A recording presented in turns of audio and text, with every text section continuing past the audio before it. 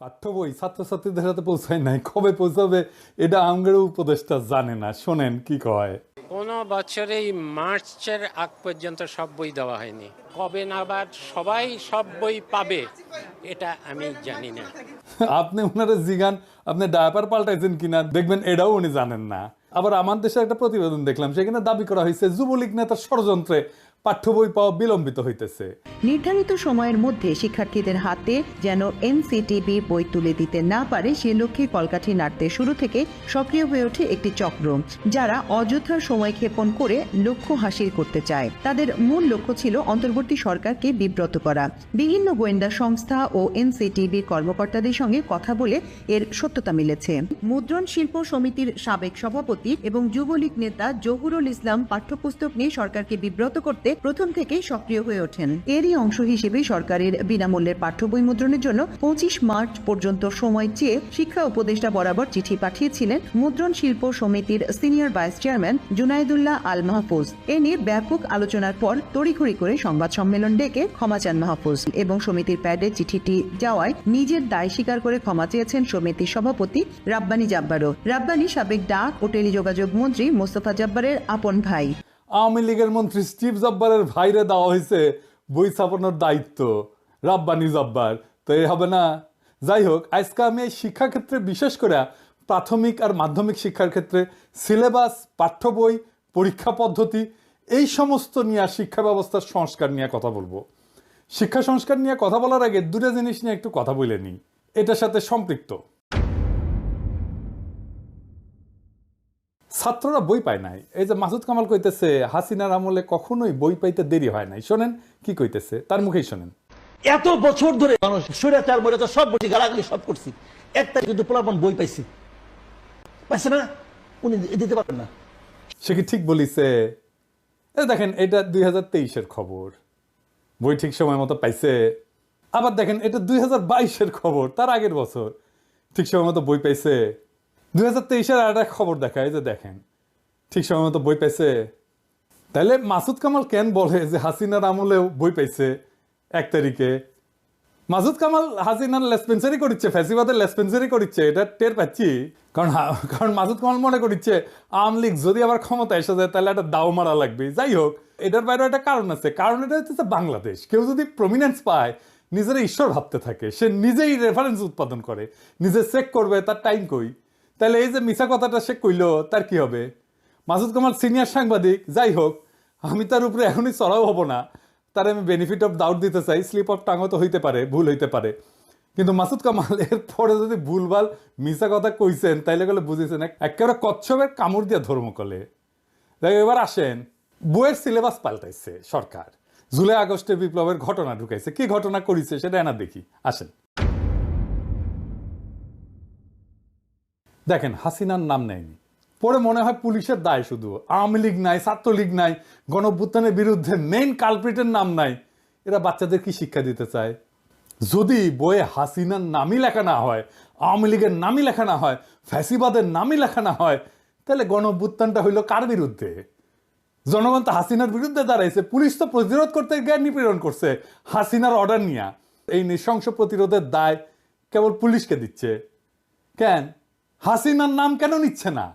বাচ্চাদের জানা উচিত না হাসিনা জোর করে ক্ষমতায় থাকা এবং তার অপশাসনের বিরুদ্ধে আমরা ফাইট করছি? আমাদেরকে এখনো কারা হাসিনার রাজ্যে রাখতে চাচ্ছে, যে রাজ্যে হাসিনাকে কালপ্রিট বলা যাবে না? তো কে লিখেছে? রাখাল রাহা, ওর আসল নাম সাজ্জাদুল হক।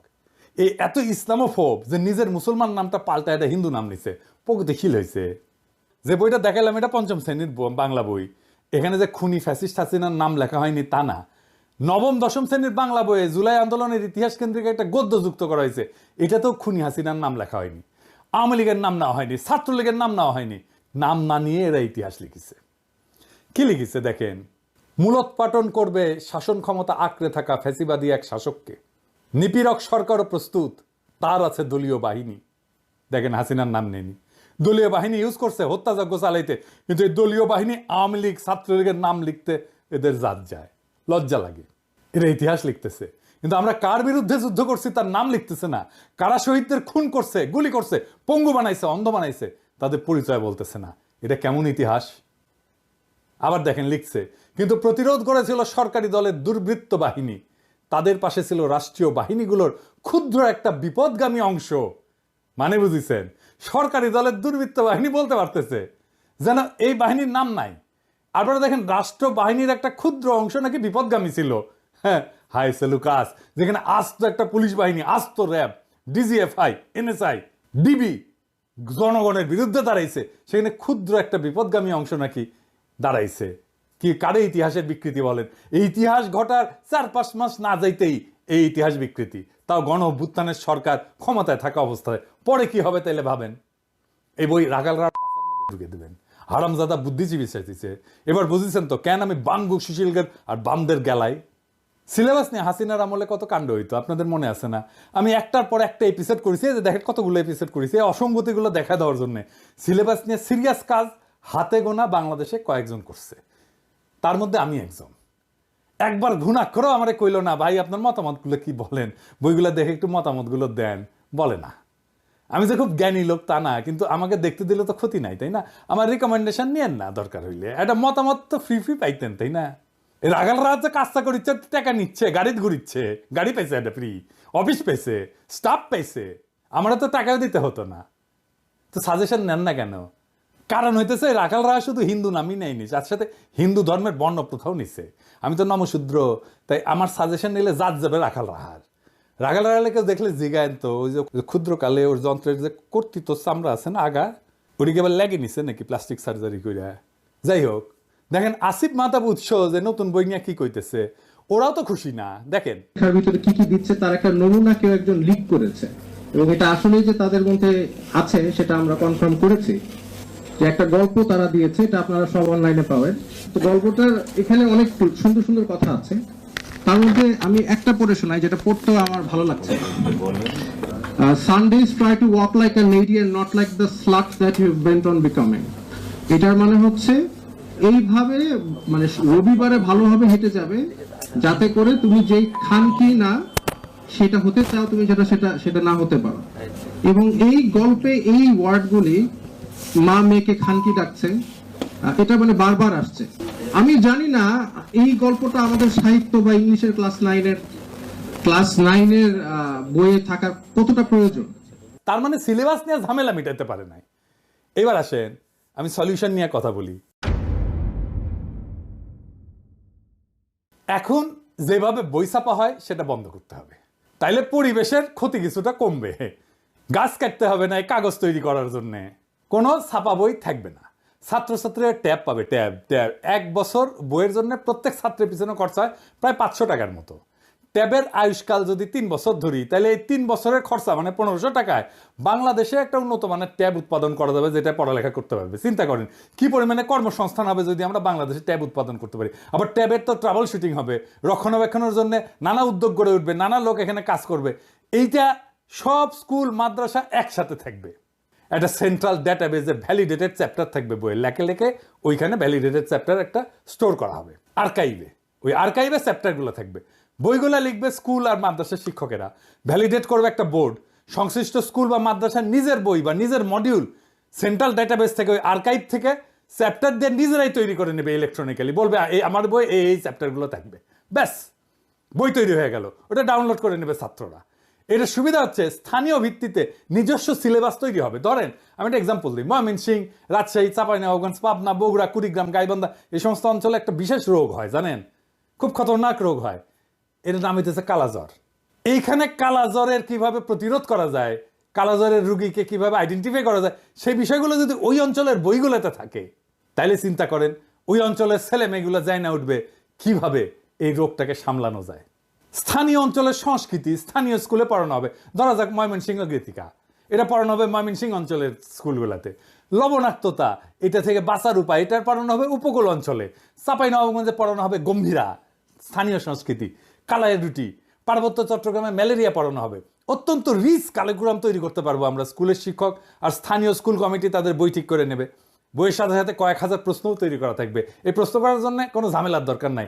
চ্যাটজিপিটিতে বইটা আপলোড করে দিয়ে বললেই হবে এই বই থেকে 2000 প্রশ্ন তৈরি করে দাও, উত্তরও তৈরি করে দাও, তাইলে তারা প্রশ্ন তৈরি করে দেবে, উত্তরও তৈরি করে দেবে। বইয়ের চ্যাপ্টারের ভ্যালিডিটি থাকবে 3 বছর। প্রত্যেক বছর এই আর্কাইভে নতুন নতুন চ্যাপ্টার তৈরি হবে, আর যুক্ত হবে। স্কুলে কম্পিটিশন হবে বইয়ের চ্যাপ্টার লেখার জন্য ছাত্রদের মধ্যে। ছাত্ররাই লিখবে নিজেদের বইয়ের চ্যাপ্টার। ক্লাস 9-এর ছাত্ররা তো অবশ্যই ক্লাস 8-এর ছাত্র বই লিখতে পারবে, তাই না? আমরা সেরা চ্যাপ্টারগুলো সারা দেশ থেকে বের করে নিয়ে এসে আর্কাইভে রাখবো। সারা দেশে স্কুল ছাত্ররা যদি লেখে, তার মধ্যে থেকে আমরা নিশ্চয়ই 10-12টা ভালো চ্যাপ্টার পাবো যারা ভালো লিখছে। প্রত্যেক চ্যাপ্টারের জন্য অনলাইন টিচিং মডিউল তৈরি করব অনলাইনে। সেইখান থেকে মূলত শিখবে ছাত্ররা। আমাদের কোয়ালিটি শিক্ষকের সমস্যা কমবে, একজন লক্ষ লক্ষ ছাত্রকে পড়াইতে পারবে। সেরা শিক্ষকেরা টিচিং মডিউল তৈরি করবে। সারা দেশে একই রকমের শিক্ষার মান নিশ্চিত হবে। পরীক্ষা হবে ইলেকট্রনিক্যালি। কিভাবে? ওই ট্যাব দিয়ে পরীক্ষা দিতে পারবে সবাই। প্রশ্ন র্যান্ডামলি তৈরি হবে অ্যালগোরিদম দিয়া। এক একজনের জন্য এক এক প্রশ্ন। পরীক্ষাও দেবে ট্যাব থেকে। কাউকে প্রশ্ন করতে হবে না, খাতা দেখতে হবে না, টেবুলেশন শিট বানাইতে হবে না। সকালে পরীক্ষা, বিকালে রেজাল্ট বের হয়ে যাবে। কত সময় বাঁচবে দেখেন।